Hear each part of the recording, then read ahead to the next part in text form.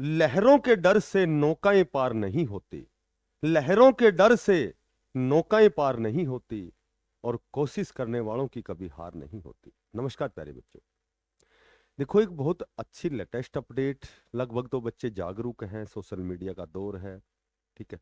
तो लगभग तो मेरे से पहले तो लगभग आप अपडेट खुद अपडेट हो ही जाते हैं। दाएं बाएं आप वीडियो भी देख लेते हैं, और लगभग सभी बच्चे जागरूक हैं। भाई जो वीडियो बनाते हैं, इसका मतलब ये नहीं कि उनके पास ही सबसे पहले पुख्ता चीजें आती हैं, उनको ही सबसे पहले, ऐसा कुछ नहीं होता है। लगभग सभी बच्चे आजकल जागरूक हैं, और ये सभी को पता लग गया कि आपके जो HSSC D ग्रुप का जो नोटिफिकेशन है वो कल ऑफिशियल नोटिफिकेशन आउट हो चुका है।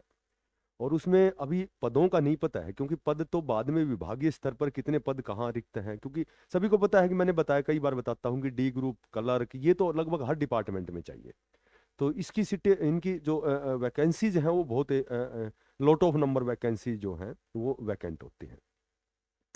तो ये आपके फॉर्म जो है आज 19 तारीख से 19 जून से 3 जुलाई तक आप फॉर्म भर सकते हैं, और आपको OTR ही करना है, वन टाइम जो रजिस्ट्रेशन करना है। बार बार दोबारा से भरोगे तो वो कैंसिल हो जाएगा आपका, ठीक है।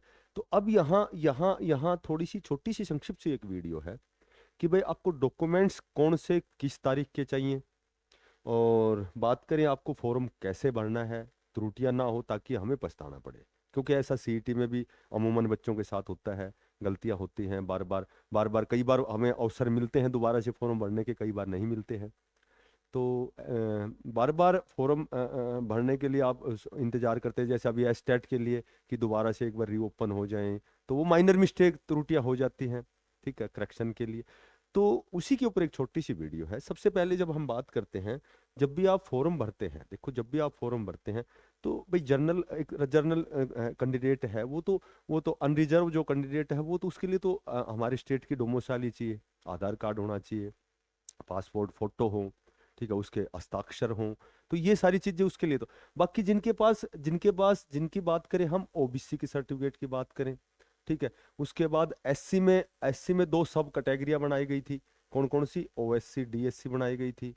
उसके बाद में आपकी मैं बात करूं EWS की बात करूं मैं आपकी, ठीक है। उसके बाद PWD की बात करूं मैं, और उसके बाद एक्स सर्विस मैन की ESM की बात करूं। तो ये सर्टिफिकेट जो है ये हालांकि मैंने पहले भी बताया कि बच्चे बड़े जागरूक होते हैं, तो वो अपना ये जो डॉक्यूमेंट्स हैं, जो सर्टिफिकेट है, वो पहले से ऑलरेडी वो तैयार रखते हैं। लेकिन बाय द वे थोड़ा सा नया जो कैंडिडेट होता है उनके लिए ये वीडियो बनाई जाती है। तो कोई नया कैंडिडेट है जैसे, तो वो कोई चीज़, हालांकि आजकल तो गूगल में सब कुछ ही होता है, कहीं गूगल में सर्च मार सकते हैं, नेट इंटरनेट आजकल तो बड़ा फास्ट जमाना है। तो लगभग बच्चे जागरूक ही होते हैं, लेकिन फिर भी थोड़ा सा कुछ नए बच्चों के लिए आज की जो ये वीडियो है। तो OBC और EWS, OBC की बात करें तो वही 1 अप्रैल 2026 के बाद आपने बना रखा होगा, ठीक है। 1 अप्रैल 2026 के बाद की आपकी OBC की सर्टिफिकेट होनी चाहिए, BCA BCB की।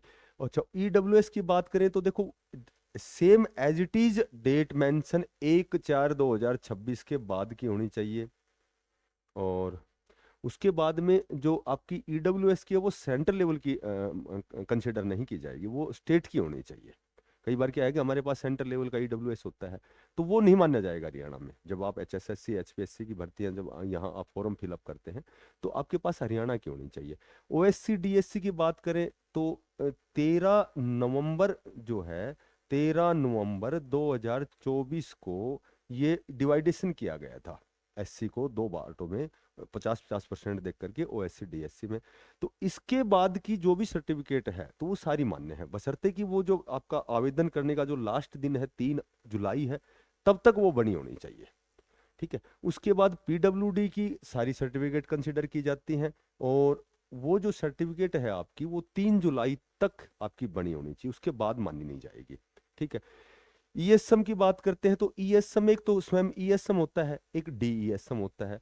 तो ESM जो होता है, जो एक्स सर्विसमैन जो होता है, उसका जो डिस्चार्ज प्रमाण पत्र है, जो उसको डिस्चार्ज सर्टिफिकेट दी जाती है, वो 3 जुलाई तक उसके पास होनी चाहिए, 3 जुलाई तक उसके पास होनी चाहिए। और DESM जो आश्रित उनके बच्चे पत्नी भाई जो उनके डिपेंडेंट होते हैं, एक्स सर्विसमैन के जो डिपेंडेंट होते हैं, तो उनकी जो एलिजिबिलिटी सर्टिफिकेट है, जो एलिजिबिलिटी सर्टिफिकेट है, वो जिला सैनिक जो कार्यालय है वहां से वो अनुमोदित होनी चाहिए या वहां से जारी होनी चाहिए।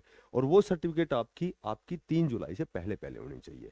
तो ये आपके डॉक्यूमेंट्स आपके पास होने चाहिए, क्योंकि ऐसा ना हो कि बाद में कई बार हमें पछतावा होता है कि ये सर्टिफिकेट हमारी नहीं बन सकी अभी, तो क्योंकि पर्याप्त समय है। अभी तो हमारे पास 19 के बाद में 11, 3, 14 यानी 15 दिन के लगभग हमारे पास है आज से है, तो ये तो 1-2 दिन 3 दिन का काम होता है।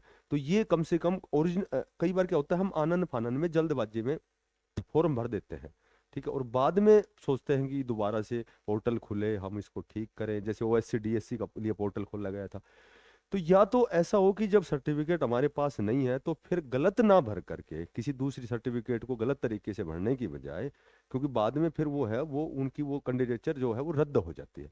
तो इससे अच्छा तो ये है कि वो जर्नल में फॉर्म भरे। अगर भविष्य में पोर्टल खोला जाए तो फिर वो अपनी सर्टिफिकेट उसको अपलोड करे।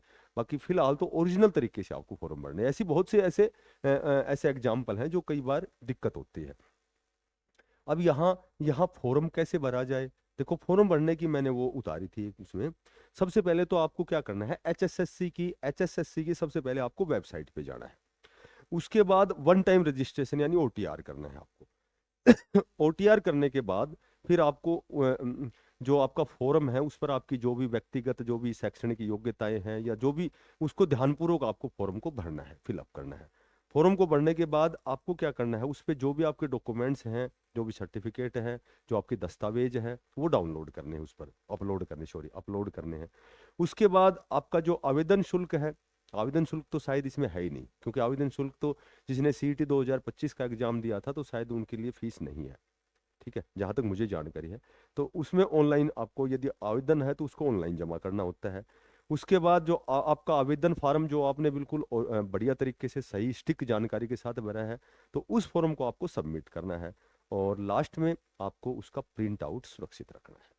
तो ये फॉर्म आपको आज से भरने हैं 3 जुलाई तक। तो आज की जो वीडियो थी इसमें यही मैं बताना चाहता हूँ कि अच्छे पदों पर आपकी ये भर्ती है। बहुत दिन से नए बच्चे इंतजार कर रहे थे, वो बच्चे भी इंतजार कर रहे थे जो जो किसी अपरिहार्य कारणों से कह सकते हैं, या फिर कई बार बैड लक से भी 1-2 नंबर से बच्चा रह जाता है।